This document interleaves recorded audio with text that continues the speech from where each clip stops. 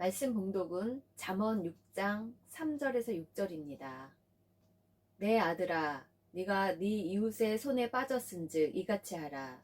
너는 곧 가서 겸손히 네 이웃에게 간구하여 스스로 구원하되 네 눈을 잠들게 하지 말며 눈꺼풀을 감기게 하지 말고 노루가 사냥꾼의 손에서 벗어나는 것 같이 새가 그물 치는 자의 손에서 벗어나는 것 같이 스스로 구원하라.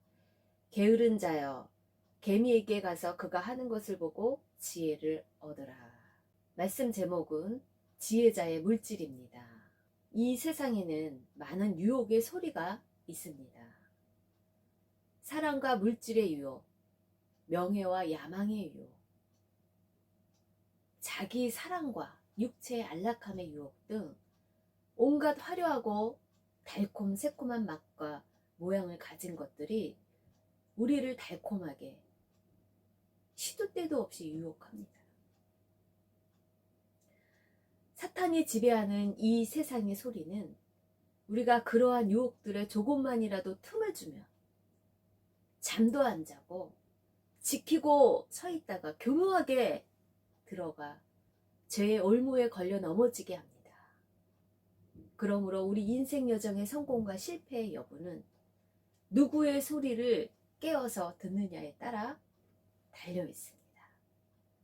먼저 이 세상 사람의 소리를 들을 것인지 하나님의 소리를 들을 것인지 날마다 결단하며 나아가야 하는 인생입니다. 내일을 알 수 없는 죽느냐 사느냐 하는 이 갈림길에서 여러분은 누구의 소리를 듣고자 합니까? 변함없이 믿을 사람이 있으셨나요? 결코 사람은 믿음의 대상이 아닌 사랑의 대상입니다. 그러나 오직 유일하신 하나님만이 믿음의 대상이십니다.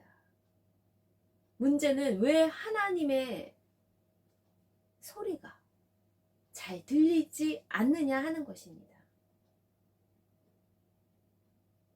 왜일까요? 그것은 하나님의 소리를 듣고자 하는 간절한 마음이 없기 때문입니다.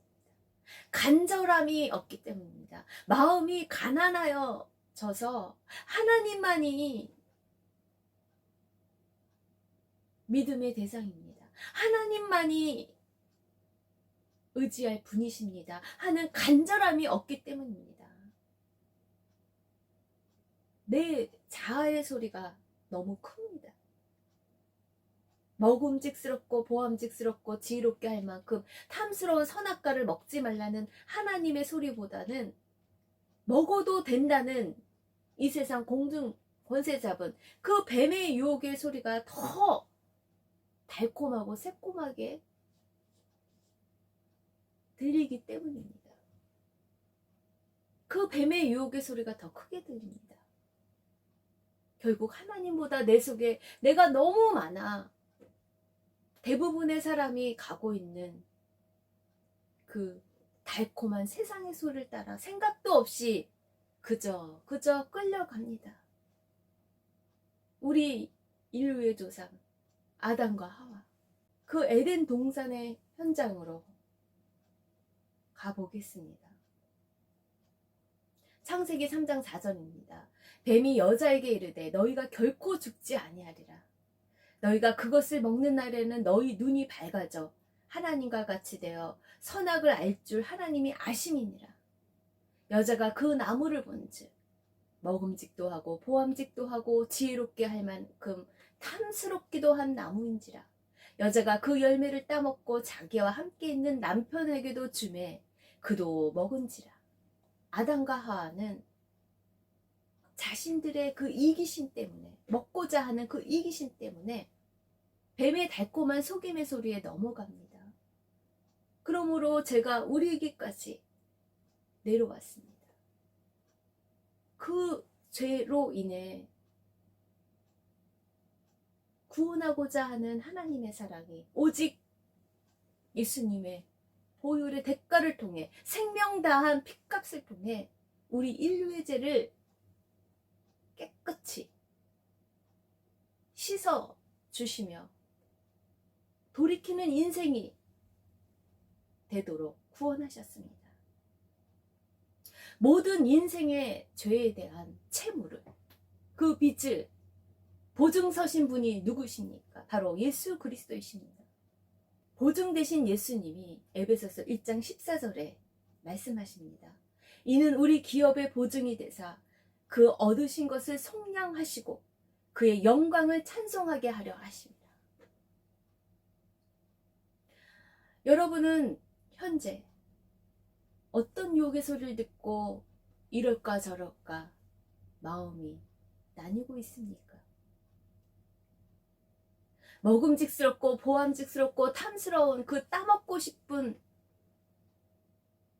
선악과가 여러분에게는 무엇인지 그 마음의 소리를 정직하게 듣길 원합니다. 우리를 만드신 하나님은 매일매일 대화하며 우리와 1대1로 만나길 원하십니다. 어떻게 하면 하나님과 잘 소통하며 교제하며 만날 수 있을까요? 하나님의 전적인 자비하심과 우리가 가난한 마음으로 날마다 간절히 하나님께 나아가고자 하는, 전심으로 나아가고자 하는 마음이 우리 가운데 있어야 합니다.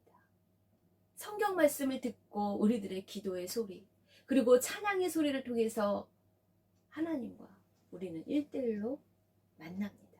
그리고 공동체와도 만나죠. 그것이 바로 예배입니다. 여호와를 경외하고자 하는 경배의 표현, 찬양하는 그 하나님만, 유일하신 참 하나님만 예배하고자 하는 그 예배자의 자세로 하나님과 만남을 갖습니다. 예배를 통해서 하나님과 교제를 합니다. 간절한 마음으로 하나님 구원해 주소서, 도와주소서, 불쌍히 여겨 주소서, 십자가 앞에서 우리를 구원하신 예수님만 바라보며 자신을 찢고 겸허히 나아가길 원하십니다. 다른 길이 없습니다. 오직 예수님만이 하나님과 화평하게, 화목하게 나아가는 길입니다. 영원하신 기업이 되실 하나님 아버지께 전심으로 지혜자의 물질로 구원하시길 소원합니다. 설탕이 없는 곳에 개미들이 모여들지 않고 꽃이 없는 곳에 벌이 날아들지 않은가 같이 사탄의 유혹이 전혀 먹혀 들어가지 않도록 우리의 마음을 탐욕 가운데, 그 욕심 가운데, 그 교만 가운데, 내가 높아져서 하나님보다 내가 높아진 그 교만 가운데서 깨끗이 돌이켜야 합니다. 어떻게 지혜자의 물질로 하나님께 영광을 돌릴까요? 첫 번째, 이웃을 위해 담보하며 보증을 서지 말라고 합니다. 잠언 6장 1절이에요. 내 아들아, 네가 만일 이웃을 위하여 담보하며 타인을 위하여 보증하였으면 네 입의 말로 네가 얽혔으며 네 입의 말로 인하여 잡히게 되었느니라. 이웃을 위해 담보하며 보증을 서지 말아야 하는데 세상을 살다가 보면 이웃을 위하여 담보하며 보증할 때가 있게 되죠. 만약 담보하며 타인을 위하여 보증을 섰다면, 불가피하게 보증을 섰다면 그것은 네 입의 말로 네가 얽혔으며 네 입의 말로 인하여 잡히게 된 것이다. 올무에 걸리게 된 것이다. 담보하며 보증을 서는 것은 상대가 빚을 갚을 때까지 내 재산을 빌려주는 것과 같습니다. 그것은 큰 위험을 안고 있는 것이죠. 우리는 경제적 부담 능력을 점검함이 없이 신용카드와 그리고 쉽게 대출함으로 인해서 큰 사회적 문제를 일으켰던 역사들을 기억해야 합니다. 또한 비우량 주택담보대출 때문에 세계적인 경제 위기가 발생한 것도 기억해야 합니다. 그것을 반면교사로 삼고 탐욕의 무덤으로 달려가는 것에서 빨리 돌이켜야 합니다. 그래야 지혜자의 물질로 하나님께 영광을 돌릴 수가 있습니다. 그런데 잠언 6장에서는 이웃을 위하여 담보하며 보증을 섰던 것입니다. 만약 잘못 보증했을 때는 어떻게 하라고 합니까?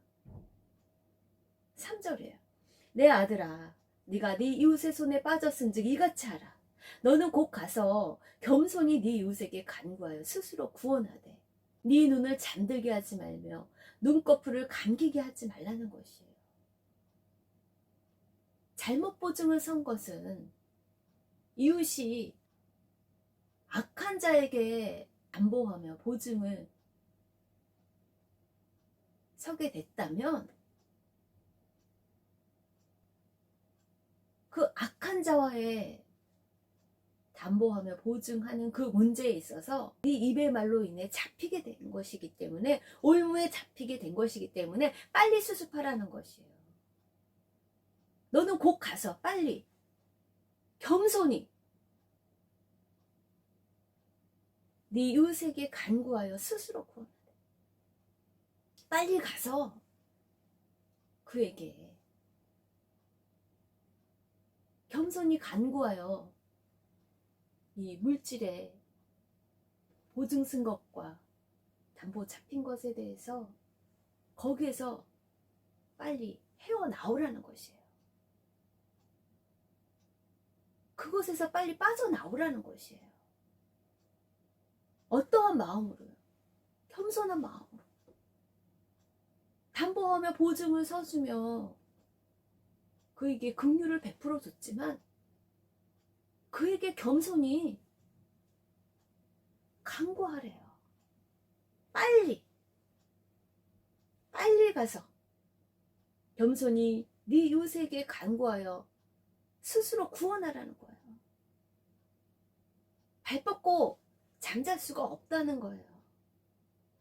빨리 그 올무에서 벗어나야 된다는 것이에요. 그것은 악한 자와의 담보하며 보증하는 그 문제의 얽힘은 노루가 사냥꾼의 손에, 새가 금을 치는 자의 손에 빠지는 것과 다를 바가 없다는 거예요. 악한 자와의 그 담보 선언 문제, 보증 문제는 마치 그 악한 자가 사냥꾼처럼 행세를 한다는 거예요. 그가 돈을 빌려놓고서도 오히려 사냥꾼처럼 돈을 빌려준 자에게 오히려 주인 노릇하는 그러한 주객이 전도되는 상황이 있을 수가 있다는 거예요. 노루가 사냥꾼의 손에, 새가 금을 치는 자의 손에 빠지는 것과 다를 바가 없는 거예요. 악한 자와의 물질 관계에 얽힌 것들은 그가 물질을 빌리면서도 오히려 큰 소리로 사냥꾼처럼 행세를 한다는 거예요. 그렇기 때문에 빨리 가서 겸손히 간구하여 자신을 구원하라고 하는 거예요.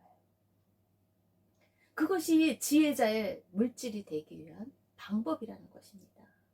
노루가 사냥꾼의 손에서 벗어나는 것 같이, 새가 금을 치는 자의 손에서 벗어나는 것 같이 스스로 빨리 가서 그 물질 문제를, 그 얽힌 문제를 빨리 해결하라는 거예요.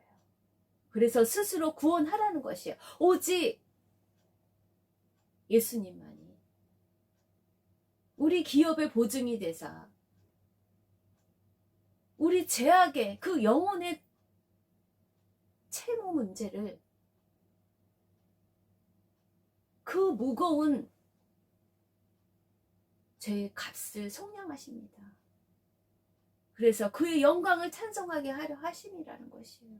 인생이 살다 보면 이웃을 위해, 타인을 위해 담보하며 보증을 잘못 서는 실수가 있다면 빨리 가서 겸손히 그에게 간구하여 자신을 구원해야 한다는 것이에요. 그것이 지혜자의 행할 길입니다. 지혜자의 물질. 두 번째입니다. 개미에게로 가서 그 하는 것을 보고 지혜를 얻는 것입니다. 6절이에요. 게으른 자여 개미에게 가서 그가 하는 것을 보고 지혜를 얻으라. 개미에게로 가서 그 하는 것을 보고 지혜를 얻는 것입니다. 개미는 두령도 없고 간역자도 없고 주권자도 없을 때 먹을 것을 여름 동안에 예비하며 추수 때의 양식을 모아 저축합니다. 계획합니다. 그래서 게으른 자여 핑계대지 말고 개미에게로 가서 그가 하는 것을 보고 지혜를 얻으라는 것이에요. 지혜자는 스스로 자신을 통제해야 하며 스스로 시간표를 짜고 계획을 세워 부지런하게 삽니다. 누가 시켜서 하는 것이 아니에요. 스스로 자신을 절제할 줄 알아요. 그래서 부지런히 계획을 세워 세월을 아낍니다. 더워서 일하기 힘든 여름에도 양식을 모을 수 있는 지혜를 개미에게 가서 배워 다가올 경제 공황에 그 불황의 시대를, 전쟁과 국제적인 기근의 시대를 대비하는 하늘의 지혜가 여러분과 저에게 있길 축복합니다. 게으른 자는 늘 핑계를 댑니다. 어떻게 말합니까? 사자가 밖에 있어서 내가 나가면 거리에서 찢긴다. 그래서 못 나간다. 이 게으른 자는 무기력합니다. 마치 무정부 상태를 당연하게 여겨 좀 더 자자, 좀 더 졸자, 손을 모으고 좀 더 누워있자 하며 무기력합니다. 그래서 그 빈궁이 강도같이 오며 그 곰핍이 군사같이 이르는 어리석은 자의 길을 걷습니다. 게으른 자의 문제는 늘 머리를 굴리며 핑계를 대고 자기가 똑똑하고 지혜롭다고 여기는 것이 문제라는 것이에요. 그래서 움직이지 않고 기생하려고 합니다.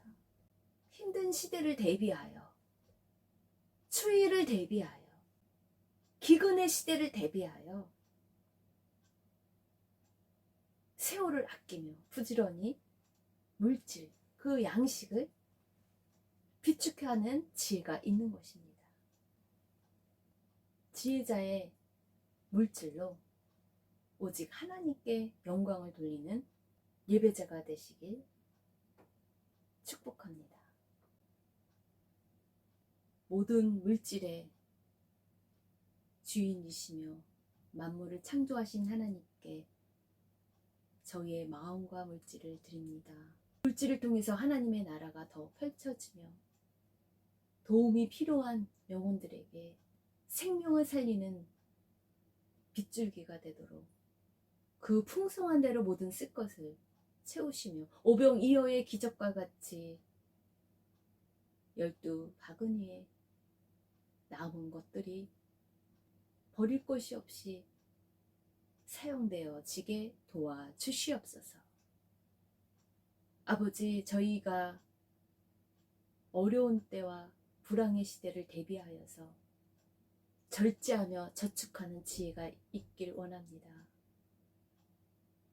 기근을 대비하여 세월을 아끼며 저희들이 살아가는 피와 땀과 눈물이 주님께 연락되어 영광 돌리게 하여 주옵소서. 모든 것의 주인 되신 예수님의 이름으로 기도합니다. 지금은 우리 주 예수 그리스도의 은혜와 하나님 아버지의 무한하신 사랑과 성령님의 내주 교통하심이 우리와 함께 있길 간절히 축복합니다. 아멘.